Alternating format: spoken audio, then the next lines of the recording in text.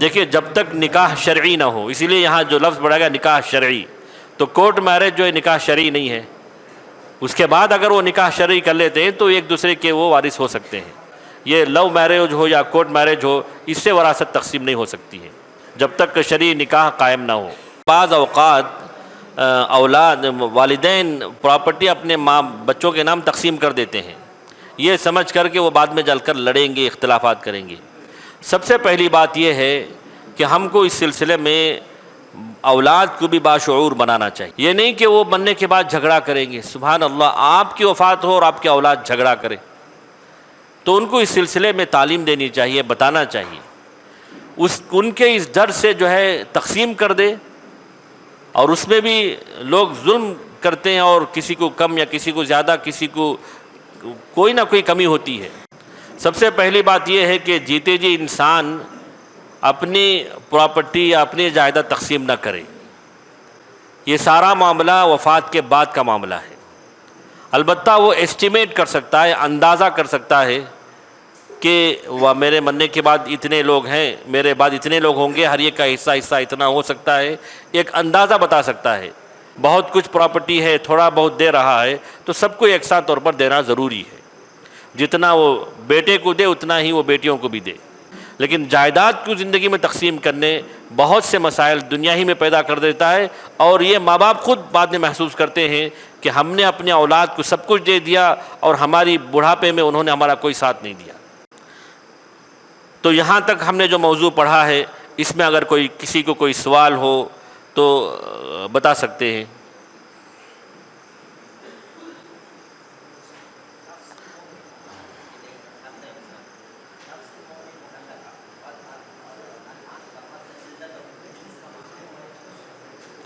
نفس المؤمن معلقۃ معناہ بین السماء والارض، جیسا کہ شارحین حدیث نے لکھا ہے کہ مومن کی جان اٹکی بھی ہوتی ہے. لیکن یہ جو حدیث الا نبرت علی جلدتہ، یہ اس سے واضح ہوتا ہے کہ جب تک قرض کی ادائیگی نہ ہو میت مشکل میں رہتا ہے، تنگی میں رہتا ہے اور تکلیف میں رہتا ہے. جب ادا کر دیا جائے تو وہ فری ہو جاتا ہے. یہ اس کی وضاحت ہے. جی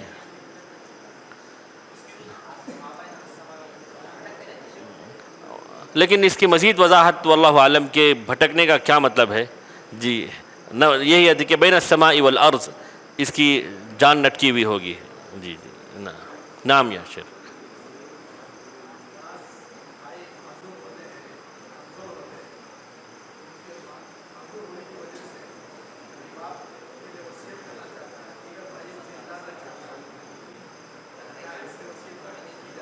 احسنت، سوال کا وجہ یا اخی، سوال یہ ہو رہا ہے کہ اگر کوئی اولاد ایسی ہو میں کوئی معذور ہو اور باپ چاہتا ہے کہ اس معذور اولاد کے نام کچھ کر دے، تو کیا ان کے حق میں وصیت کر سکتا ہے؟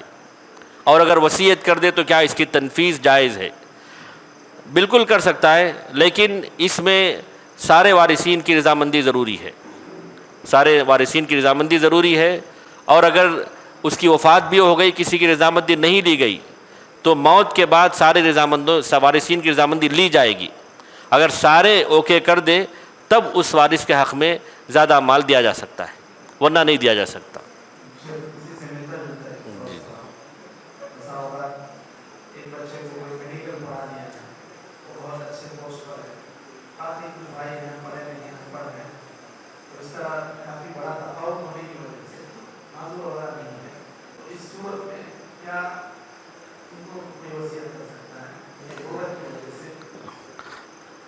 سوال کا وجہ یا اخی، اب یہاں ایک سوال یہ ہے کہ اگر اولاد میں بھی سب ایک ہی طور پر نہیں رہتے، کچھ اپنی محنتوں سے بہت آگے جا چکے ہوتے ہیں، کچھ ایسے ہوتے ہیں جو پڑھتے نہیں ہیں. سب سے پہلی بات یہ ہے کہ باپ کو چاہیے کہ سب کے ساتھ انصاف کرے، پڑھانے کے معاملے میں ہو یا کوئی بھی معاملہ ہو. اب اس کے بعد اولاد کی ذمہ داری ہے کہ وہ کس حد تک پڑھیں گے اور کس حد تک وہ محنت کریں گے. کچھ ایسی اولاد بھی ہوتی ہے جو باہر ملک جا کر اچھی کمائی ہوتی ہے ان کی، بعض رہتے ہیں وہ جانا بھی نہیں پسند کرتے، یہیں رہتے ہیں، ان کی کمائی اتنی رہتی. تو کیا ایسی صورت اس تفاوت کی وجہ سے ترکہ بھی کیا متوافد ہو جائے، یعنی فرق ہو جائے؟ سب سے پہلی بات یہ ہم کو جان لینی چاہیے کہ اللہ تعالیٰ نے جو فرمایا یوصیکم اللہ فی اولادکم، اللہ نے یہاں صرف اولاد کا تذکرہ کیا ہے۔ اولاد چاہے غریب ہو یا مالدار ہو، کم عمر ہو یا بڑی عمر کے ہوں، کوئی فرق نہیں ہے، ان کی محتاجی یا ان کی غریبی کو دیکھ کر یہاں تقسیم نہیں کیا گیا ہے، اولاد ہونے کے ناطے ان کا حصہ مقرر کیا گیا ہے۔ اولاد چاہے کچھ بھی ہو، ہر ایک کا حصہ اتنا ہی ہے۔ بعض اولاد، جیسے میں نے کہا کہ اولاد معذور ہو، وہ بھی سکتی ہے، یا کچھ ایسے ہوتے ہیں جو بالکل کماتے بھی نہیں ہیں، تو ان کی محتاجی کا لحاظ نہیں رکھا گیا ہے۔ اللہ نے یہاں عام کہہ دیا یوصیکم اللہ فی اولادکم۔ ہاں البتہ کچھ زیادہ دینا چاہے تو سارے وارثین کی رضامندی، جیسے کہ میں نے بتایا، وہ ضروری ہے۔ احسنت یا اخی، نعم۔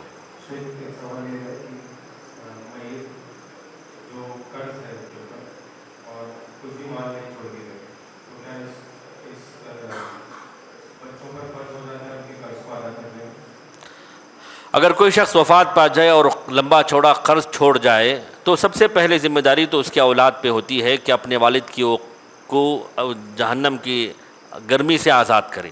سب سے پہلا فرض تو اسی پہ ہوتا ہے۔ جی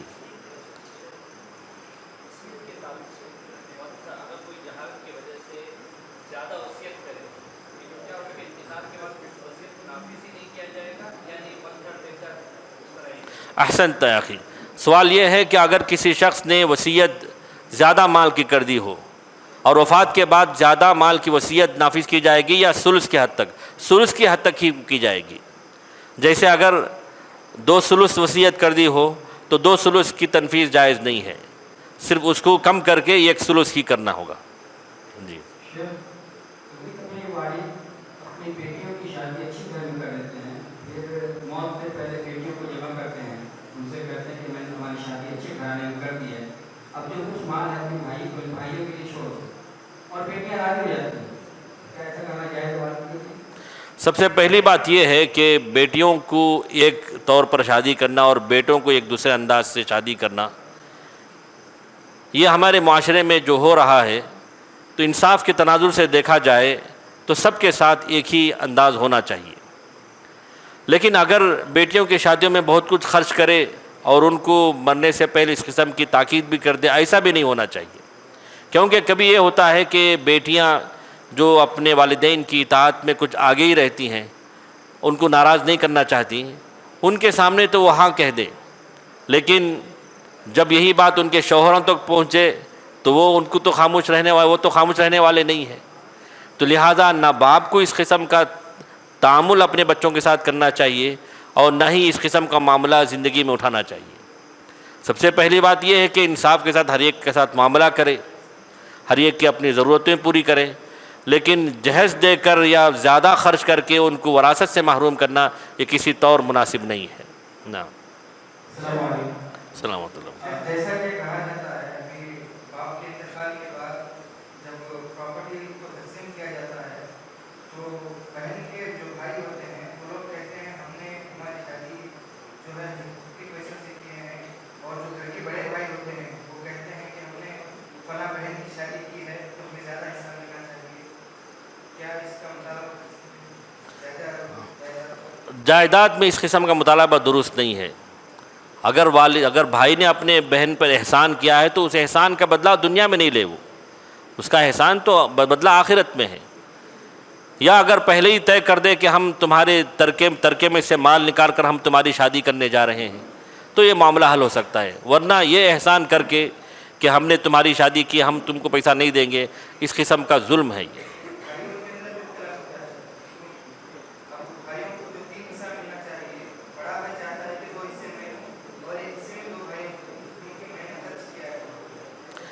اسی لیے میں کہہ رہا ہوں کہ یہ جو تقسیم ہے شریعت کی، اس میں کسی کی کمی یا کسی کی بیشی نہیں ہونی چاہیے۔ جب وہ تقسیم کر رہے ہیں تبھی بتا دے کہ وضاحت کر دے کہ یہ جو مال ہے ترکے میں سے لیا جا رہا ہے، یا میں اپنے مال میں سے دے رہا ہوں، بعد میں جب ترکہ تقسیم ہوگا میں اپنا مال لے لوں گا۔ تو اس قسم کی اگر وضاحت ہو تو کوئی بات نہیں ہے، لیکن بغیر وضاحت کے شادیوں میں خرچ کرنا، پھر آگے چل کر اس کو لیس کر دینا، یہ مناسب نہیں ہے۔ السلام علیکم۔ السلام علیکم۔ باپ اپنے جیتے جی اپنے جائیداد ہے وہ تقسیم کر دیتا ہے، تو اس کا کیا ہوتا ہے؟ سب سے پہلی بات یہ ہے کہ جیتے جی انسان اپنی پراپرٹی یا اپنی جائیداد تقسیم نہ کرے. یہ سارا معاملہ وفات کے بعد کا معاملہ ہے. البتہ وہ ایسٹیمیٹ کر سکتا ہے، اندازہ کر سکتا ہے کہ وہ میرے مرنے کے بعد اتنے لوگ ہیں، میرے بعد اتنے لوگ ہوں گے، ہر ایک کا حصہ اتنا ہو سکتا ہے، ایک اندازہ بتا سکتا ہے. ساری تقسیم کر کے ان کے ہاتھ کر دینا یہ محل نظر ہے اور بہت سے مسائل کو پیدا کر دیتا ہے. مثال کے طور پر ایسا ہوا کہ ایک خاندان میں ایسا ہوا کہ انہوں نے اب زندگی ہی میں اپنے بیٹے بیٹیوں میں مال تقسیم کر دیا، جائیداد تقسیم کر دی. ہوا یہ آخر میں کہ وہ اولاد اپنے ماں باپ ہی سے دور ہو گئے. ہوا یہ کہ جس بیٹے کو جس ایریے میں گھر دیا گیا اس کا ریٹ کم ہو گیا، اور جس بیٹی کو جس ایریے میں گھر دیا گیا اس کی قیمت بڑھ گئی. خود آپس میں ناچاقیہ اور حسد پیدا ہو گیا، اور یہ لوگ اپنے ماں باپ سے بھی دور ہو گئے. تو جہاں تک پوری جائیداد کی تقسیم کا عملہ زندگی میں نہیں کرنا چاہیے. ہاں اگر تھوڑا بہت دے، بہت کچھ پراپرٹی ہے تھوڑا بہت دے رہا ہے تو سب کو یکساں طور پر دینا ضروری ہے. جتنا وہ بیٹے کو دے اتنا ہی وہ بیٹیوں کو بھی دے. یہ زندگی میں انصاف کے طور پر ہے، جیسا کہ نعمان بن بشیر رضی اللہ عنہ کی حدیث سے واضح ہے. لیکن جائیداد کو زندگی میں تقسیم کرنے بہت سے مسائل دنیا ہی میں پیدا کر دیتا ہے، اور یہ ماں باپ خود بعد میں محسوس کرتے ہیں کہ ہم نے اپنے اولاد کو سب کچھ دے دیا اور ہماری بڑھاپے میں انہوں نے ہمارا کوئی ساتھ نہیں دیا. ایسا بھی ہوتا ہے. تو اسی لیے یہ سب معاملہ زندگی میں نہیں اٹھانا چاہیے.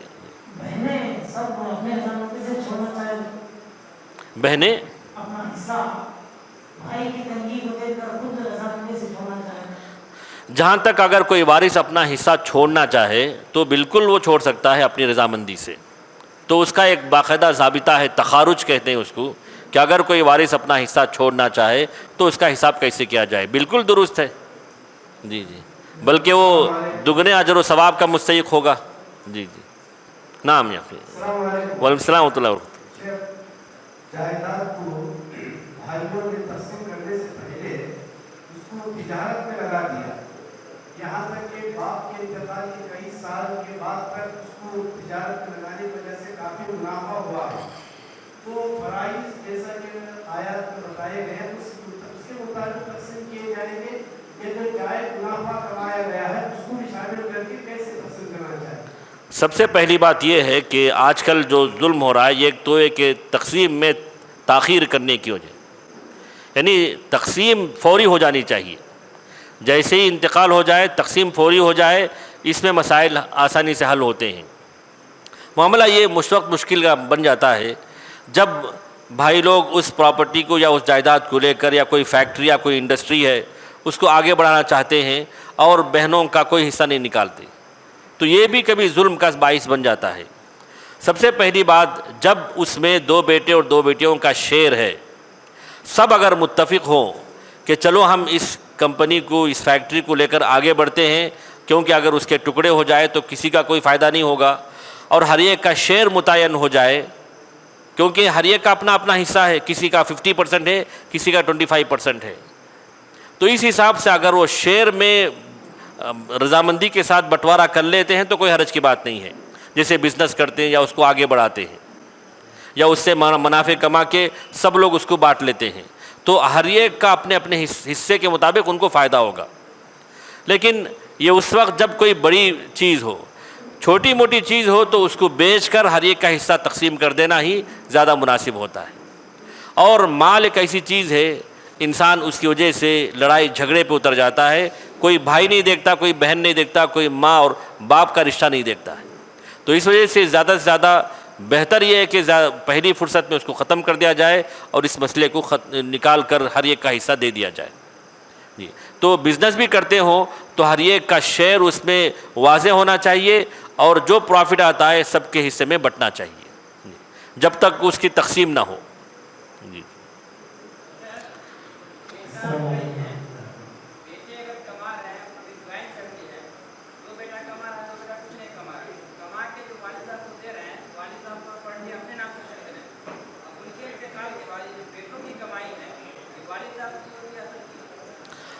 دیکھیے کچھ اولاد کماتی ہے، کچھ اولاد نہیں کماتی، یا پڑھ رہے ہوتے ہیں اور وہ بیٹوں نے کمایا اور لا کر والد صاحب کو انہوں نے دیا.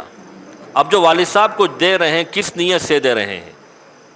اس نیت سے دے رہے ہیں کہ چلو ہم آپ ہی کے نام کر دیتے ہیں تو والد صاحب کی ہو گئی. وہ اس نیت سے دیتے ہیں کہ آپ اس کو استعمال کریں، بعد میں ہم اس کو لے لیں گے، تو وہ اولاد ہی کی ہوئی. تو نیت کے مطابق یہ چیزیں بدل جاتی ہیں. لیکن عام طور پر یہ ہوتا ہے کہ کوئی آدمی کسی باہر ملک چلا گیا، وہاں سے کما کر بھیج رہا ہے اور یہاں پراپرٹیاں بن رہی ہیں، اور وہ چاہتا ہے کہ والد ہی کے نام پہ ہو، والدہ ہی کے نام پر ہو، اور انہی کو وہ دے دینا چاہتا ہے، تو یہ سب والد کی وفات کے بعد انہی کی پراپرٹی شمار ہوگی. الا ہے کہ وہ پہلے ہی وضاحت کر دے کہ یہ میں نے کمایا ہے، یہ پراپرٹی میری ہوگی، لیکن جب تک آپ رہیں گے آپ اس کو استعمال کرتے رہیں. اور دوسرا اہم مسئلہ اس میں یہ آ جاتا ہے، رجسٹریشن کا ہوتا ہے. کیونکہ کبھی شخص اپنی پراپرٹی کسی دوسرے کے نام رجسٹر کر دیتا ہے، تو رجسٹریشن میں جب تک وضاحت نہ ہو کہ یہ صرف آپ کے نام ہے، آپ کی نہیں ہے، تو تب تک وہ ان کی نہیں ہو سکتی. اب جیسے انکم ٹیکس سے بچنے کے لیے یا گورنمنٹ کے اصول سے بچنے کے لیے آدمی بہت سی پراپرٹی بنا رہا ہے، تو کچھ وہ اپنی بیوی کے نام کر دیتا ہے، کچھ اپنے بھائی کے نام کر دیتا ہے، صرف اس ٹیکس سے بچنے کے لیے ہے.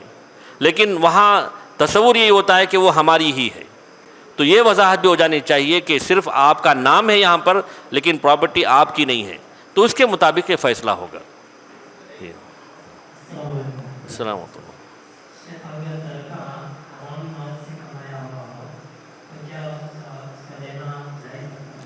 ابھی شیخ عبدالستار حماد حفظہ اللہ جو پاکستان کے مشہور علماء میں سے ہیں، ان کا فتویٰ دیکھ رہا تھا کہ اگر چوری کا مال ہو تو وراثت میں بھی اس کا مال حلال نہیں ہو سکتا، نہیں لے سکتا. ہو باپ نے کمایا ہو اور چوری کا مال ہو تو اولاد کے لیے وہ مال کیسے حلال ہو سکتی ہے؟ جی نعم.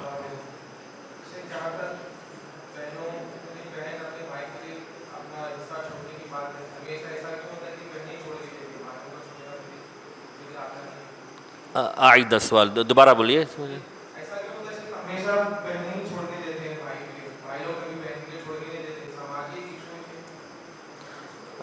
دیکھیے سماج میں ایسا یہ اس لیے ہوتا ہے کہ لڑکے جو ہے، مرد حضرات جو ہے، ان کو پیسوں کی ضرورت زیادہ ہوتی ہے، اور خواتین کو جو مل رہا ہے وہ بھی ان کے لیے زیادہ ہے سمجھیے.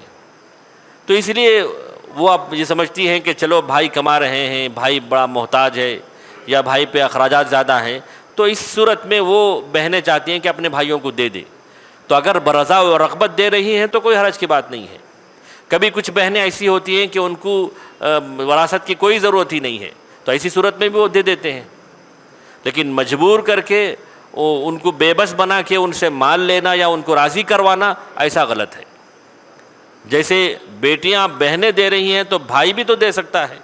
اور ہوتا بھی یہ ہے کہ کبھی کوئی بھائی اپنی بہن کو دیکھتا ہے کہ بہت محتاج ہے یا مطلقہ یا مخلوعہ ہے، تو ایسی صورت میں وہ کچھ اپنا کچھ ان کو دے دیتا ہے، ایسا بھی ہوتا ہے. تو دونوں صورتیں ہو سکتی ہیں. یہاں آپسی رضامندی اور آپسی تفاہم سے یہ سب چیزیں ہو سکتی ہیں. جی.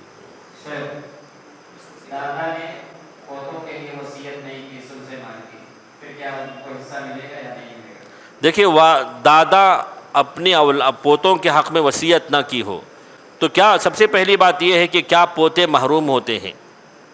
کیا پوتے کا کوئی حصہ نہیں ہے؟ یہ کوئی اس میں تفصیل ہے. اگر ان کے چچا یا بڑے ابو موجود ہیں تو ایسی صورت میں ان پوتوں کا کوئی حصہ نہیں ہے. اگر کوئی چچائی نہیں ہے تو ان کو حصہ ضرور ملتا ہے. مثال کے طور پر ایک شخص جس کو ایک ہی بیٹا تھا، ایک بیٹی تھی سمجھیے، بیٹے کا انتقال باپ کی زندگی میں ہو گیا تو آپ پوتے پوتیاں ہیں، تو بیٹی اگر ایک ہو تو نصف ملتا ہے، اگر ایک سے زائد ہیں تو 2 ثلث ملتے ہیں. بقیہ مال انہی پوتے پوتیوں کو ملتا ہے. کب؟ کیونکہ وہ ایک ہی بیٹا تھا، ان کے کوئی چچا نہیں ہے. تو ایسی صورت میں پوتے پوتیاں وارث ہوتے ہیں اور وصیت بھی نہیں ہو سکتی. ہاں اگر ان کے چچا موجود ہوں تو پوتے پوتیوں کا کوئی حصہ نہیں ہے. تو ان کے حق میں وصیت دادا کو کرنی چاہیے. حافظ عبدالعظیم بدوی نے اپنی کتاب الوجیز میں لکھا ہے کہ ان کے ہاں مصر میں ایسا ہوتا ہے کہ اگر دادا نے ان محروم پوتے پوتیوں کے حق میں وصیت نہیں کی ہو تو کورٹ کے ذریعے ان کو اتنا حصہ دلایا جاتا ہے، کورٹ کے ذریعے ان کو اتنا حصہ دلایا جاتا ہے جو ان کے حق میں وصیت ہونی چاہیے۔ اور انہوں نے لکھا ہے وعلیہ العمل فی محاکم اليوم، کہ آج ہمارے ہاں جو ہے ویسی عمل ہوتا ہے۔ تو ہونا تو یہ چاہیے دوسرے وارث جو حقدار ہیں ان کو کہ اگر ثلث یا اس سے کم ہو تو ان کو دینا چاہیے، لیکن مسئلہ یہ ہوتا ہے کہ یہ پوتے پوتی بھی وہی چاہتے ہیں کہ ہم کو اپنے باپ کا جو حصہ ملا اتنا ہی ملنا چاہیے۔ چند 2-3 ہفتے پہلے ایک مسئلہ آیا تھا کہ ایک شخص کا انتقال ہوا، ان کی 11 اولاد ہیں، 5 بیٹے اور 5 بیٹیاں، اور ان کی ایک بیوی ہے۔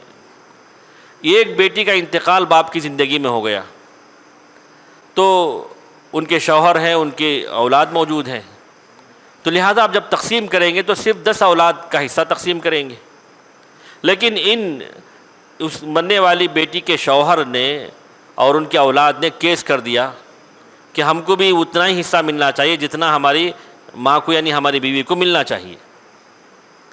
تو اسلامک لاء کے مطابق تو نہیں ہے ان کو حصہ۔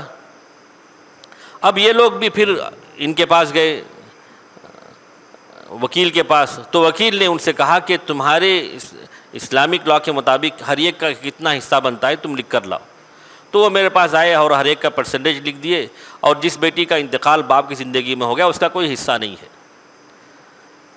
بعد میں فیصلہ کیا ہوا پتہ نہیں ہے۔ میں نے پوچھا کہ ترکہ کتنا ہے انہوں نے چھوڑا ہے، تو انہوں نے کہا کہ 100 کروڑ ہے۔ کتنے؟ 100 کروڑ کی جائیداد ہے ان کی۔ میں نے کہا کہ جب اتنی جائیداد آپ لوگ پا رہے ہیں تو مرنے والے کے داماد کو اور ان کے نواسوں کو کچھ دے دیتے۔ تو کہہ رہے ہیں کہ ہم نے ان کو بہت کچھ دیا ہے، تقریباً 1.5 کروڑ ہم نے ان کو دیا ہے، لیکن پھر بھی ان کا پیٹ نہیں بھرا ہے۔ وہ چاہ رہے ہیں کہ ان کی بیٹی کو جو 6 کروڑ ملنے والے ہیں دوسری ان کی پھوپھیوں کو، ویسا ان کو بھی ملے۔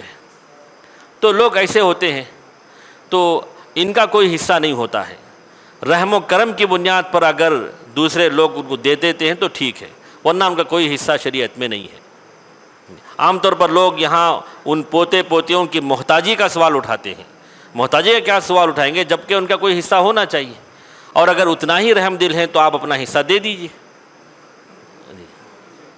اور سب سے زیادہ غلطی ایک وجہ یہ کہ لوگوں کو عام طور پر یہ معلوم نہیں ہے کہ دادا بھی اپنے پوتوں کے حق میں وصیت کر سکتا ہے، اور اس کو 1/3 کی وصیت کرنے کی اجازت ہے، یہ لوگوں کو معلوم نہیں ہے۔ اگر معلوم ہوتا تو زندگی میں کر جاتے، اور اب کوئی اختلاف چھوڑ کر نہیں جاتے، بلکہ ان کے داماد اور ان کے بچوں کے نام کچھ نہ کچھ پراپرٹی بنا دیتے۔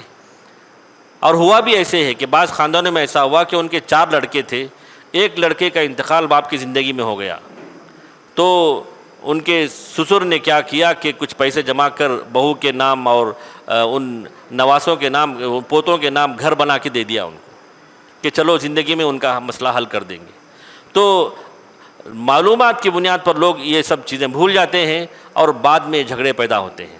تو جب ایک ثلث کی وصیت کی اجازت ہو تو زندگی میں بھی اس کا بندوبست تو وہ کر سکتا ہے۔ نعم۔ بھائی کا سوال ہے کہ وہ پوچھ رہے ہیں کہ اگر والد کا انتقال ہو جاتا ہے تو پراپرٹی کو جو ہے ڈائریکٹ بیٹے کے بدلے بہو کے نام سے کرنا یا بیٹی کے بدلے داماد کے نام پر کرنا کہ یہ جائز ہے کیا؟ اگر والد کا انتقال ہو جائے تو ان کی پراپرٹی ان کے بیٹے اور بیٹیوں کے نام ہی جائے گی۔ بہو کے نام کرنا، داماد کے نام کرنا غلط ہے یہ، کیونکہ حقدار تو بیٹا ہے، بیٹی ہے، دوسرے تو نہیں ہے۔ ہاں، اگر بیٹا کہتا ہے کہ نہیں میرے نام نہیں چاہیے، ہماری اہلیہ کے نام کر دیں، یا اگر بیٹی کہتی ہے کہ ہمارے نام نہیں ہمارے شوہر کے نام کر دیں، تو کوئی ہر مسئلہ نہیں ہے۔ جی جی میں ایک سوال پوچھوں، جی جی جیسا کہ آپ نے کہا کہ یا تو میت کو یا تو میت کے حکم میں یعنی گم شدہ، تو کتنے وقت تک اس کو جو ہے گم شدہ ہمارے یا میت کے حکم میں آ جائے گا؟ جی، مفقود کا، ہاں کیا ہے اگر وراثت تقسیم کرنے کے بعد اگر وہ آ گیا جی جی تو پھر کیا ہوگا؟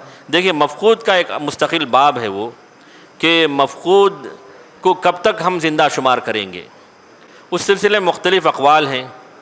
کسی نے کہا کہ 4 سال تک، کسی نے کہا کہ اس کی عمر کا حساب کر کے 90 سال تک، کسی نے کہا کہ 70 سال تک، اور کسی نے تفصیل بیان کی ہے کہ اگر وہ جو گم ہو گیا وہ امن کی حالت تھی یا خوف کی حالت تھی، مثلا پڑھنے کے لیے گیا، سیر و سیاحت کے لیے گیا، گم ہو گیا، یا فسادات ہو رہے تھے، جھگڑے ہو رہے تھے، اس وقت گم ہو گیا، تو حالات کے حساب سے، اور چونکہ پہلے جیسے گم ہونے کے بعد تلاش کرنے کی سہولت آج جیسے پہلے نہیں تھی، تو اسی لیے بہتر رائے یہ ہے کہ وہ کوئی قاضی فیصلہ کرے کہ آدمی گم ہوا ہے تو کس حالت میں گم ہوا ہے، اس کی صحت کی کنڈیشن کیا تھی، اس حساب سے ایک مدت انتظار مقرر کرے کہ چلو بھائی تم 10 سال انتظار کرو، 5 سال انتظار کرو، اس کے بعد اس کا مال تقسیم کر دیا جائے، اور اگر آ جائے تقسیم کے بعد وہ مال اٹھا کے پھر اس کو دے دیں گے، جن کو جو مال دیا گیا تھا وہ مال ان کو دے دیں گے، اور اگر انہوں نے اپنا مال خرچ کر دیا تو اس کا مثل دیں گے۔ تو شریعت میں اس کی مثالیں موجود ہیں۔ جی نعم۔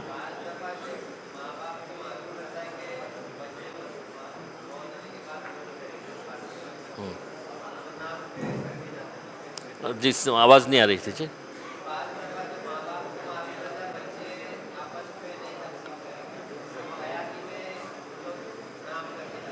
اب تو سوال یہ ہے کہ بعض اوقات اولاد والدین پراپرٹی اپنے بچوں کے نام تقسیم کر دیتے ہیں، یہ سمجھ کر کہ وہ بعد میں جل کر لڑیں گے، اختلافات کریں گے۔ سب سے پہلی بات یہ ہے کہ ہم کو اس سلسلے میں اولاد کو بھی باشعور بنانا چاہیے، یہ نہیں کہ وہ بننے کے بعد جھگڑا کریں گے۔ سبحان اللہ، آپ کی وفات ہو اور آپ کی اولاد جھگڑا کرے تو ان کو اس سلسلے میں تعلیم دینی چاہیے، بتانا چاہیے، ان کے اس ڈر سے جو ہے تقسیم کر دے، اور اس میں بھی لوگ ظلم کرتے ہیں اور کسی کو کم یا کسی کو زیادہ، کسی کو کوئی نہ کوئی کمی ہوتی ہے، اور آپ نے حدیث بھی سنا ہے کہ ایک آدمی زندگی بھر نیک عمل کرتا رہتا ہے، مرنے سے پہلے ایسا کوئی برا عمل کر دیتا ہے کہ وہ جہنم رسید ہو جاتا ہے، اور ایک اسی حدیث میں یہ بھی ہے کہ انسان زندگی بھر برا عمل کرتا رہتا ہے اور مرنے سے پہلے ایک اچھا نیک عمل کرتا ہے، وہ جنتی بن جاتا ہے۔ تو ماں باپ کو فکر ان کی یہ ہونی چاہیے کہ اپنے اولاد کو باشعور بنائیں، یہ نہیں فکر ہونی چاہیے کہ ہم تقسیم کر کے ان کو دے دیں اور یہ چلے جائیں، اور یہ گارنٹی کیا ہو سکتی ہے کہ آپ نے تقسیم کیا اور وہاں جھگڑے بھی نہیں ہو رہے، تو جھگڑے کسی طرح ہوں گے ہی ہیں، لوگ اس کی وجہ سے لڑتے ضرور ہیں، کیونکہ یہ جو چیزیں ہیں پراپرٹی کی، جیسے کہ میں نے بتایا کہ ایک بیٹے کو کوئی پراپرٹی دے دیا، دوسرے بیٹے کو کوئی پراپرٹی، دوسری پراپرٹی دے دیا، ایک بیٹے کو جس کی پراپرٹی دی گئی اس کے بغل میں کوئی بڑا مال آنے والا ہے تو اس کی قیمت بڑھ گئی، اور جس بیٹے کو جو پراپرٹی دی گئی اس کے بعد کوئی نالا آنے والا، قیمت گھٹ گئی، تو یہی مسئلے پیدا ہوتے ہیں اور جھگڑے شروع ہو جاتے ہیں۔ تو اس لیے ماں باپ اپنے بچوں کو تعلیم دے، باشعور بنائیں، تقسیم کرنے کی غلطی نہ کریں۔ جی السلام علیکم۔ وعلیکم السلام ورحمۃ اللہ وبرکاتہ۔ بیوی کو اس کے ماں باپ کی طرف سے جو جائیداد ملی ہوتی ہے اور اس کا سرکہ کیسا ہے؟ اس بیوی کو اپنے والدین کی طرف سے ملے یا اس کی اپنی ہو، اس کی وفات کے بعد اس میں وہی حصے ہوں گے جیسے دوسروں حصے شمار ہوتے ہیں۔ مثال کے طور پر بعض لوگ یہ تفریق کرتے ہیں کہ یہ پراپرٹی ہم نے اپنے آبا و اجداد سے پایا ہے اور یہ پراپرٹی ہم نے اپنی محنت سے کمایا ہے۔ دونوں کی تقسیم میں کوئی فرق نہیں ہے۔ انسان کے نام کوئی پراپرٹی ہو جائے، چاہے وہ اس کے آبا و اجداد کی سے ملی ہو یا اس کی اپنی محنت سے کمائی ہوئی ہو، اس کی وفات کے بعد سارا حکم ایک ہی ہے۔ وہاں کوئی فرق نہیں ہے کہ ہم نے آبا و اجداد کی پراپرٹی ہے، اس کی تقسیم الگ کرو، یہ محنت کی کمائی سے ہے، اس کے الگ کرو، ایسا کچھ نہیں ہے، سب کا ایک حصہ ایک ہی ہوگا۔ تو چاہے بیوی کو اپنے والدین کی طرف سے کوئی بھی پراپرٹی ملے، اس کی وفات کے بعد اس کا مال شمار ہوگا اور اسی حساب سے تقسیم ہوگا جیسے دوسرے مال تقسیم ہوتے ہیں۔ جی السلام علیکم ورحمۃ اللہ وبرکاتہ۔ وعلیکم السلام ورحمۃ اللہ وبرکاتہ۔ محترم بھائیو، آپ تمام سے گزارش ہے کہ انصاف اور خاموشی کا ماحول بنائے رکھیں۔ بہت سارے شباب کو بڑی تشویش ہو رہی ہے، آوازیں ہو رہی ہیں تو شیخ کی آواز نہیں پہنچ پا رہی ہے، اور اسے سمجھنے کے لیے علم میراث کو آپ تمام کو बात का ख्याल रखेंगे। ला बरका वला बिरा, ना नुकसान पहुंचाओ और ना नुकसान उठाओ। बारकल्लाहु फीकुम। अस्सलाम वालेकुम। वफ़ीकुम बारक। नाम अभी उसकी वजाहत मैंने जैसा की है कि इंसान जीते जी अपनी हिकमत से तकसीम करे या बग़ैर हिकमत के तकसीम करे, ये इख्तलाफात का बाइस बनता ज़रूर है। तो लिहाजा पहली बात तो ये नहीं मालूम कि इंसान कब तक ज़िंदा रहेगा। आबाउकुम व अबनाउकुम ला तदरून अय्युहुम अक़रबु लकुम नफ़ा, कौन पहले मरेगा कौन बाद मरेगा इसकी तो कोई गारंटी नहीं दे सकता। इंसान यहाँ तकसीम कर दे और फिर अपने औलाद का मोहताज हो जाए, तो सबसे बेहतर यही है कि ज़िंदगी हाथ में रखे माल और औलाद पर छोड़ दे और औलाद को सिखाएं कि क्या करना चाहिए, यही होना चाहिए। तकसीम कर दे तो इसमें एक दूसरे पे जुल्म होता है, और दूसरा इसमें एक नुकसान ये होता है कि बेटियों को कम हिस्सा मिलना चाहिए और बेटों को ज़्यादा हिस्सा मिलना चाहिए। और ज़िंदगी में आप जब देंगे तो सबको एक सा हिस्सा दे रहे हैं, तो वहाँ बेटे नाराज़ हो जाते हैं कि बहनों को भी उतना ही मिल रहा है जितना हमको मिल रहा है। तो ये तकसीम का मसला ही नहीं होना चाहिए, सब चीज़ें मैयत मरने के बाद का है।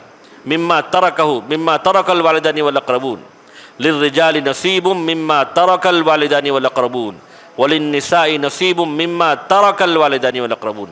तरका का लफ्ज़ है, यानी मा तरकहुल मय्यित, तो उसी में से मर्दों का और औरतों का हिस्सा बनता है। तो ज़िंदगी में तकसीम जो है कई मसाइल को जन्म देता है।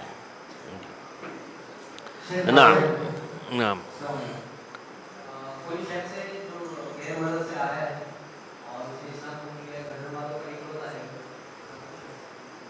और उसके घर वालों का कुफर पे या शिर्क पे इंतकाल होता है, तो वैसे शख्स में उनके घर वालों को ऐसे शख्स की दावत में पहुंचेगा क्या? अच्छा, जैसा कि मैंने बताया कि इख्तलाफ दीन भी एक माने हैं कि मरने वाला मुवर्रिस और वारिस का मज़हब अलग अलग हो।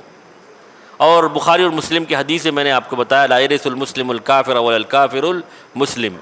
लेकिन हमें हिंदुस्तान के माहौल में हम देखें कि कई ऐसे लड़के होते हैं या लड़कियां होती हैं जो कुफ्र या ख़ानदान में रहकर मुसलमान हो जाती हैं। अब इन लोगों का मुस्तक़बिल क्या होगा? मतलब उनके वालिदैन जो कुफ्र की हालत में हैं, क्या वो अपने काफिर वालिदैन के वारिस हो सकते या नहीं हो सकते? तो इस सिलसिले में इमाम इब्न तैमिया रहमहुल्लाह का इख्तियार ये है कि यहाँ दो सूरतें हैं, यानी मुसलमान औलाद अपने काफिर वालिदैन से वारिस हों, ये हो सकता है, लेकिन उसका अक्स नहीं हो सकता, उसका अक्स नहीं हो सकता। जैसे मुसलमान यहूदी और नसरानी औरत से शादी कर सकता है, लेकिन उनके मर्द हमारी औरतों से शादी नहीं कर सकते। तो ये बेहतर है कि अगर कोई गैर मुस्लिम ख़ानदान से कोई मुसलमान हो जाए तो उस होने वाले मुसलमान को अपने काफिर माँ बाप की प्रॉपर्टी से हिस्सा होना चाहिए, मिलना चाहिए और देना चाहिए। जी अहसन, जज़ाकल्लाहु खैर। नाम एक साथी ने सवाल किया, अगर माल हराम है तो उस माल को बच्चे नहीं चाहिए, उस माल का क्या है? उस माल को जैसे ज़िंदगी में उसको जैसे ज़ाय करना था तो वैसे ही करे।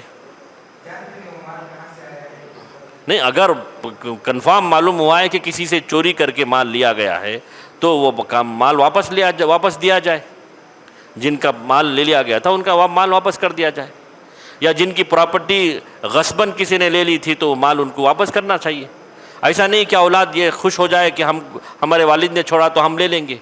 उनका हक़ ये बनता है कि उस प्रॉपर्टी को असल की तरफ लौटाए।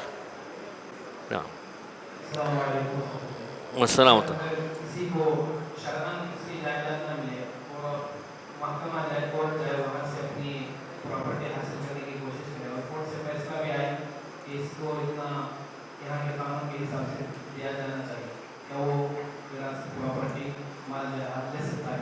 इसके लिए क्या जायज़ है? देखिए, अगर किसी शख्स को उसका शरई हक़ मिलना चाहिए लेकिन शरई हक़ नहीं मिला है तो किसी दूसरे वसीले से वो ले सकता है, क्यों नहीं ले सकता है? लेकिन शरई हक़ जितना उसको मिलना चाहिए उतना ही वो लेने का हक़दार होगा, ना ज़्यादा तो नहीं ले सकता। तो उसके लिए कोई हम हिंदुस्तान में रहकर हमारे पास जो वसीले हैं, या तो कोर्ट का मामला ही है तो कोर्ट के ज़रिए जाए और अपना हक़ ले تو کوئی حرج کی بات نہیں ہے، کیونکہ وہ اس کا اپنا شرعی حق ہے۔ لیکن ہوتا یہ ہے کہ ہوتا یہ ہے کہ عورتیں مطالبہ کرتی ہیں کہ ہم کو مردوں کے حساب سے کے برابر حصہ دیا جائے، تو یہ شرعاً غلط ہے، چاہے وہ کورٹ فیصلہ کرے یا کوئی دوسرا فیصلہ کرے، شریعت نے تو ان کا حصہ اتنا نہیں دیا ہے۔ جی، تو شرعی حق لینے کے لیے کوئی ایسا وسیلہ اختیار کر سکتا ہے جس کے اس کو اس کا حق ملے۔ نعم۔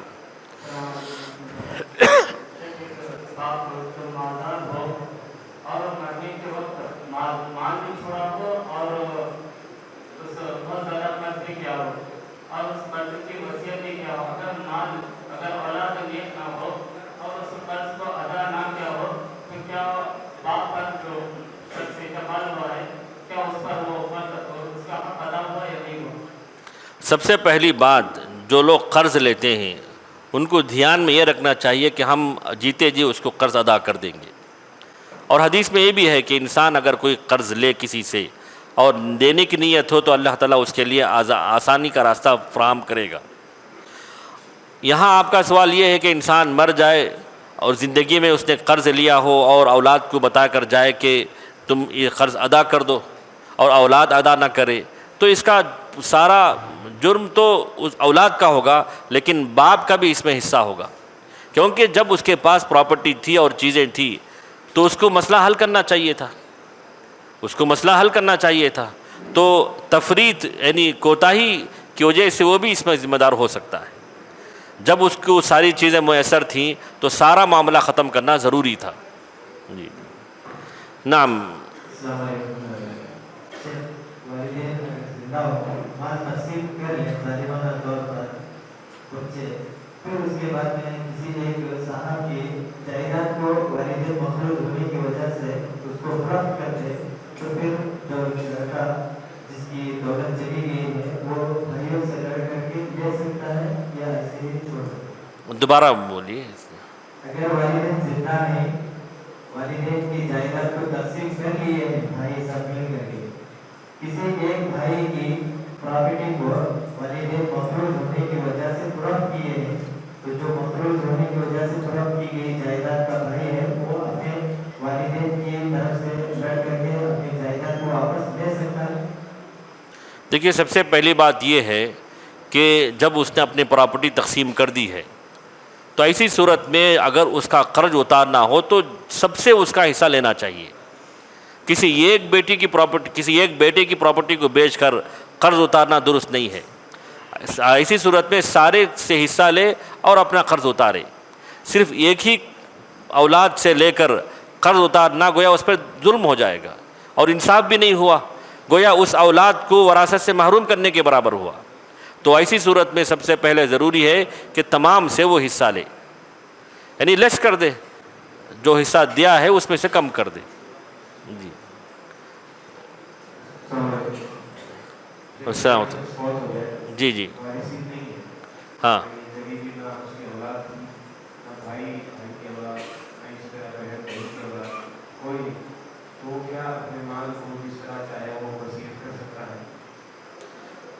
یہ جیسے کہ یستفتونک قل اللہ یفتیکم فی الکلالہ، کلالہ ان کو کہتے ہیں من لا والد لہ ولا ولد، جن کی اولاد بھی نہیں ہے اور والدین بھی نہیں ہیں، تو ایسی صورت میں مال کہاں جائے گا؟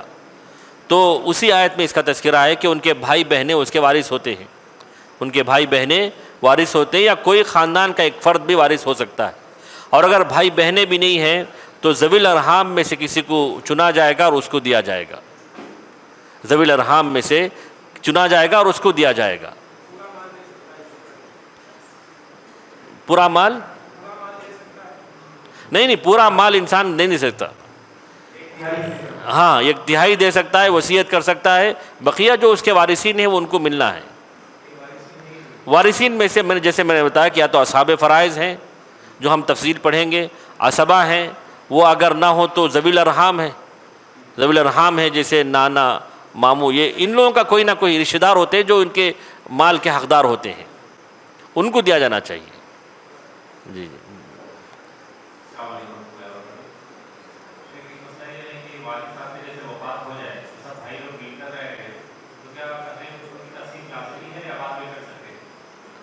والد صاحب کا انتقال ہو جائے اور سب مل کر رہتے ہیں اور والد صاحب کی پراپرٹی یا کچھ جائیداد ہے تو سب سے پہلی فرصت میں جائیداد کو تقسیم کر دینا چاہیے. سب سے پہلی فرصت میں جائیداد کو تقسیم کر دینا چاہیے. ہوتا یہ کہ آگے چل کر کسی کی وفات ہو جائے یا کچھ اولاد ایسے ہوں گے کہ ان کے بچوں کی تعلیم و تربیت کے لیے اخراجات کی ضرورت ہوگی. ہر ایک کے اپنے اپنے مسائل ہوتے ہیں تو تقسیم کرنے سے بڑی دشواریاں اور بڑے مسائل پیدا ہوتے ہیں. تو بہتر یہ ہے کہ سب کو ڈیوائڈ کر دیا جائے اور ہر ایک کا حصہ متعین کر دیا جائے. اور یہ جوائنٹ فیملی کا جو سسٹم ہے یہ کب تک چلے گا؟ بعد میں اختلافات ایسے ہوں گے کہ کوئی ایک دوسرے کو دیکھنا بھی پسند نہیں کرے گا. ماں باپ جب تک رہتے ہیں تو ان کے احترام میں لوگ خاموش رہ جاتے ہیں. جب ماں باپ زندہ نہیں ہوتے تو آپ چند دنوں تک یہ مسئلہ چلتا ہے, بعد میں لوگ لڑنے لگتے ہیں. تو یہی ہونا چاہیے کہ تقسیم کر دی جائے اور اس کو بانٹ دیا جائے. بارک اللہ فیک. ایک شخص ہے حرام کماتا ہے اور مالدار بن جاتا ہے لیکن بعد میں اس کو توبہ کر لیتا ہے, وفات بھی پا جاتا ہے, ایسے مال سے تقسیم ہوتا ہے. دوبارہ بتائیے. ایک شخص ہے حرام کمائی کے ذریعے بہت سارا مال جمع کرتا ہے, ہاں اس کے بعد وہ توبہ بھی کر لیتا ہے, سود وغیرہ سے جمع کرتا ہے, بعد میں توبہ کر لیتا ہے, اور اس کا وفات ہونے کے بعد اس کا مال جو تقسیم ہوگا وہ اس کے جو وارث ہوں گے وہ دیں گے یا نہیں دیں گے. ایک آدمی جو ہے حرام مال کمایا ہے پھر بھی وہ توبہ کر لیتا ہے. بعد میں توبہ کر لیتا ہے. جی توبہ کا مطلب کیا ہے؟ پہلے ہم کو یہ واضح ہونی چاہیے کہ توبہ جو اس نے کیا ہے کیا اس کا مطلب ہے. توبہ کا مطلب یہ ہے کہ رد الحقوق الی اہالیہ, کہ سارے حقوق جن سے وہ ظلماً لیا تھا وہ واپس کر دے, تبھی اس کا توبہ مکمل ہو سکتا ہے. اور وَلَكُمْ رُؤُوسُ أَمْوَالِكُمْ فَإِن تُبْتُمْ فَلَكُمْ رُؤُوسُ أَمْوَالِكُمْ, اپنا مال لے لے بقیہ سب دے دے. تو توبہ حقیقی تو یہی اسی وقت ہوگا جب لوگوں کے حقوق ادا کر دیے جائیں. جب وہ ادا کر دے گا اور توبہ کر لے گا, إِلَّا مَن تَابَ وَآمَنَ وَعَمِلَ صَالِحًا, تو اب نیک عمل شروع ہوگا. تو مال جو بچے گا نیک اور اچھا مال ہی بچے گا اس کے بعد. تو توبہ یہی ہے کہ انسان ظلماً لیا ہوا مال ان کے لوگوں تک پہنچا دے. صرف انسان استغفر اللہ یا تبت انی تبت الی اللہ کہنے سے اس کا توبہ مکمل نہیں ہوگا, کیونکہ حقوق دو قسم کے ہوتے ہیں, حقوق اللہ و حقوق الناس. اور حقوق الناس میں توبہ اس وقت مکمل ہوگا جب ان سے معافی مانگ لی جائے یا ان کا مال ان کو لوٹا دیا جائے. جزاک اللہ خیرا. والد جو ہے ایک پراپرٹی گروی رکھ کر قرض لیتا ہے اور وہ جو ہے اپنی پراپرٹی کو چھڑا نہیں پاتا ہے. اب اس کے بعد جو ہے بیٹا اگر اس پراپرٹی کو چھڑاتا ہے تو کیا اس پراپرٹی میں باپ کے انتقال کے بعد باقی بچوں کو بھی حصہ ملے گا؟ سوال یہ ہے کہ گھر انہوں نے گروی میں رکھ دیا تھا اور زندگی میں چھڑا نہیں سکا, اور کسی اولاد نے پیسے دے کر وہ گروی کی چیز رکھی ہوئی چیز واپس لے لی, تو اس میں پرسنٹیج کا حساب دیکھا جائے گا. اب جیسے پراپرٹی 50 لاکھ کی ہے اور گروی رکھ کر اس نے 20 لاکھ لیے تھے, اگر بیٹا 20 لاکھ ادا کر کے وہ پراپرٹی 50 لاکھ کی اپنے قبضے میں لے تو ظلم ہوا, اور 30 لاکھ کے حقدار تو دوسرے بھائی ہیں, تو پرسنٹیج کے حساب سے ہوگا. اگر ساری پراپرٹی ڈوب ہی گئی, سارا پیسہ دے کر اس نے پراپرٹی لیا ہے, تو اس میں دوسروں کا کوئی حصہ نہیں ہوگا. ہاں تو سب سے پہلے اپنا حق لے لے, بعد میں جو بیلنس اماؤنٹ ہے وہ سب میں تقسیم ہوگا. جی.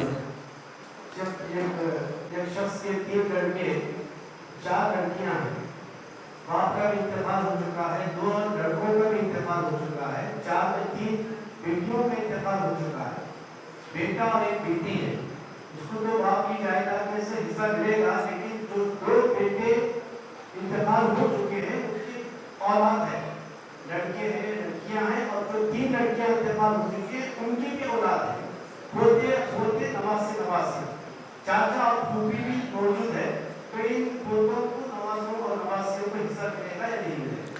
دیکھیے یہ ایک طویل حساب ہے جس کو مناسخہ کہتے ہیں, کہ یہ تقسیم ترکہ سے پہلے.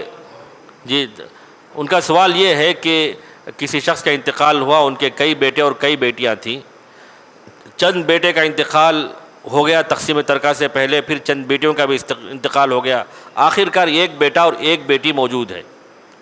اب ایک بیٹا اور ایک بیٹی تو حقدار ہیں ضرور, لیکن جو بیٹے اور بیٹیاں وفات پا چکے ان کی اولاد باحیات ہیں، کیا ان کا بھی حصہ ہے، یہ پوچھنا چاہ رہے ہیں۔ دیکھیے یہ طویل حساب ہے جس کو مناسقہ کہتے ہیں۔ سب سے پہلے آپ کو میت اول کی پراپرٹی تقسیم ہونی ہوگی، اس کے بعد میت ثانی کی پراپرٹی تقسیم ہوگی اور ان کے وارثین کو حصہ جائے گا، پھر میت ثالث کی پراپرٹی تقسیم ہوگی۔ تو ایک طویل حساب ہوتا ہے جس میں ہر زندہ وارث کا حصہ متعین ہوتا ہے، وہاں کوئی محروم نہیں ہوتا ہے، وہاں کوئی محروم نہیں ہوتا ہے۔ وہ عام طور پر کب ایسا ہوتا ہے، اب کوئی پراپرٹی ہے جو تقسیم ہوئے بغیر 40-50 سال ہو گئے، اب یہاں وفات پر وفات ہو گئی، وفات در وفات ہو گئی، تو ایسی صورت میں ایک طویل حساب کر کے ہر ایک کا حصہ متعین کیا جاتا ہے اور ہر ایک کا پرسنٹیج مقرر کیا جاتا ہے، تب محروم ہونے والے محروم ہوں گے، وارث ہونے والے وارث ہوں گے۔ تو ساری تفصیلات دیکھنی ہوں گی۔ چلیے ہم نام والدین کے انتقال کے بعد اگر بچوں میں کم عمر کے بچے 10 سال 12 سال کے بچے تو ان میں کیسی تقسیم ہوگی؟ دیکھیے والدین کے انتقال کے بعد اولاد یا تو کچھ ذمہ دار اولاد ہوگی یا تو بچے ہوں گے، تو ایسی صورت میں کسی کو مقرر کیا جائے۔ یتیم کا مال جو ہے نا، جو حساب ہے شریعت میں بتایا گیا وَلَا تَأْكُلُوا أَمْوَالَكُمْ مَالَ الْيَتِيمِ إِلَّا بِالَّتِي هِيَ أَحْسَنُ، تو کسی کو مقرر کیا جائے جو اس مال کی دیکھ بھالی کرے اور ان یتیموں کی بھی دیکھ بھالی کرے، تو جو اس کی پرورش کریں گے، جو ان کو مالیں گے، ان کے حوالے کیا جائے، تو جب وہ رشد کو پہنچ جائیں تب ان کا مال ان کو حوالے کیا جائے۔ جی تو ہم آگے بڑھتے ہیں۔ جی جی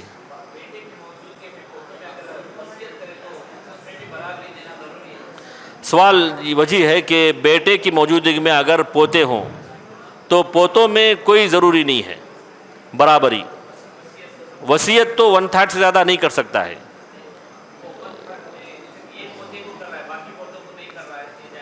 دیکھیے جو انصاف کی جو بات ہوتی ہے، انسان اولاد میں کرے یا نواسوں میں بھی کرے، جہاں تک حدیث سے ظاہر ہے کہ اولاد ہی میں وہ سب چیزیں ضروری ہیں، البتہ پوتے پوتیوں میں نواسیوں میں یہ مساوات ضروری نہیں ہے۔ واللہ عالم بالصواب، پھر بھی علماء کا اس میں اختلاف ہے۔ جی السلام علیکم ورحمۃ اللہ۔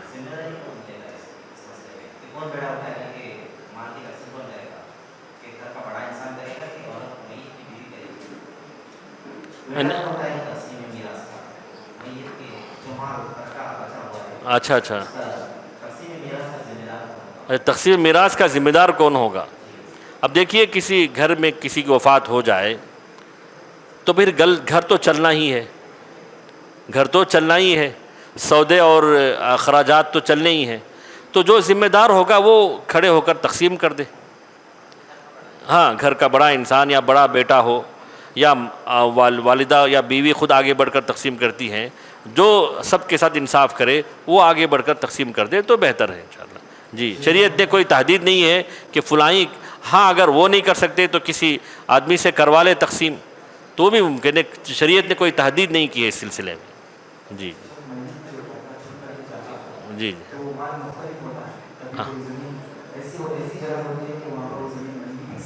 ہاں جی بالکل۔ دیکھیے زمینات کی یا جائیداد کی تقسیم کا معاملہ کچھ الگ ہے، اس کی تقسیم ویلیویشن کے ذریعے ہونی چاہیے، مطلب اس زمین کی قیمت لگانی ہوگی، اور یہ قیمت انسان جیسے چاہے ویسے نہیں، جس کو کہتے ہیں مارکیٹ ویلیو بولتے ہیں، کہ 4 آدمی جو اس زمین کی قیمت لگائیں گے اس قیمت کے حساب سے تقسیم ہونا چاہیے۔ اب زمین بھی بہت بڑی زمین ہوتی ہے تو زمین بھی تقسیم نہیں کر سکتے کہ تم وہ 1 ایکڑ لے لو، تم ایک ایکڑ لے لو، ایسا بھی نہیں کر سکتے، کیونکہ بعض زمین ایسے ہوتی ہیں جو اگر روڈ کے دہانے پر ہو تو اس کی قیمت زیادہ رہتی ہے، وہ زمین جو بالکل پیچھے ہے اس کی قیمت کم ہوتی ہے، اور وہ زمین جو اگاتی نہیں ہے اس کی قیمت کم ہوتی ہے۔ تو اس لیے جائیداد اور زمینات کی تقسیم میں ویلیویشن ضروری ہے، یعنی اس کی ویلیو لگانا ضروری ہے۔ ہو سکتا ہے کہ روڈ سے لگی ہوئی زمین چھوٹی ہی ملے لیکن اس کی قیمت زیادہ ہو، اور دور کی جو زمین ہے وہ زیادہ قیمت کی ہو، اس کو زمین زیادہ ملے، تو اس لیے ویلیویشن کا حساب ہونا چاہیے۔ اب جیسے مثال طور پر آج کل فلور در فلور بلڈنگوں کا معاملہ ہے، 5 منزلہ عمارت ہے، 6 منزلہ عمارت ہے، تو اب جو ہے فرسٹ فلور کی ایک قیمت ہوتی ہے، سیکنڈ فلور کی ایک قیمت ہوتی ہے، 5th فلور کی قیمت ہوتی ہے تو سب سے پہلے قیمت کا تعین ہونا چاہیے، اس کے بعد تقسیم اور ڈیوائڈ ہونی چاہیے، زمین کی تقسیم نہیں ہونی چاہیے، جو کہ آج کل ظلم کی بنیاد پر ایسا ہو جاتا ہے۔ جی ہاں بالکل، نو مسلم ہے اور اپنے کافر والدین کی جائیداد سے اپنا حصہ لڑ کر لے سکتا ہے ضرور، یہ نہ ہو کہ اس کا اسلام لانا اس کے والد کی ترکے سے محرومیت کا سبب نہیں بننا چاہیے، ضرور جو ہے کورٹ کے ذریعہ کسی دوسرے طریقے سے اپنے کافر والدین کی پراپرٹی میں وہ حصہ دار بنے۔ جی ہاں، لا یرث المسلم الکافر ولا الکافر المسلم، جملہ انشائیہ اور جملۃ خبریہ، یہ بھی ایک احتمال ہے اس میں۔ اور ہمارے ہندوستان کے ماحول میں اگر یہ کہہ دیا جائے کہ تم مسلمان ہو گئے تو تم کو تمہاری باپ کی پراپرٹی سے محروم کر دیا جائے گا، تو ہو سکتا ہے کئی لوگ اسلام سے بھی پیچھے رہ جائیں۔ تو اس لیے امام ابن تیمیہ رحمہ اللہ کی جو ترجیح ہے وہ یہ کہ اگر کسی کافر گھرانے میں کوئی بچہ مسلمان ہوا ہے تو اس مسلمان بچے کو اپنے کافر اولاد کی جائیداد سے محروم نہ کیا جائے، اور عکس نہیں ہونا چاہیے۔ جی ہو سکتا ہے جملے خبریہ ہو، نعم فی احتمال، یعنی جی جی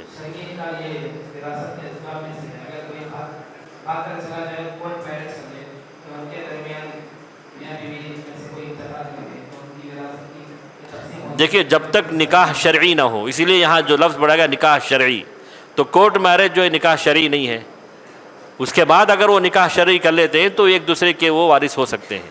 یہ لو میرج ہو یا کورٹ میرج ہو، اس سے وراثت تقسیم نہیں ہو سکتی ہے جب تک شرعی نکاح قائم نہ ہو۔ نعم، والد نے جو پیسہ جمع کیا تھا وہ حرام کا ہے، لیکن یہ نہیں پتا کہ پیسہ کہاں سے چوری کیا، پیسہ کہاں سے لایا، ان پیسوں کا کیا کیا جائے والد کے انتقال کے بعد؟ وارث نے جو مال، مورث نے جو مال چھوڑا ہے وہ حرام کا ہے، اتنا تو کنفرم ہے، یعنی یہ تو پکی بات ہے کہ وہ حرام مال ہے، لیکن وہ مال کہاں سے کمایا، کہاں سے لیا گیا ہے، کہاں سے لیا، کس سے لے لیا گیا ہے وہ پتہ نہیں ہے، تو دوسرا مال جسے ضائع کرتے ہیں ویسے ہی اس کو بھی ضائع کر دے، حرام مال تو وہ نہیں لے سکتا۔ جی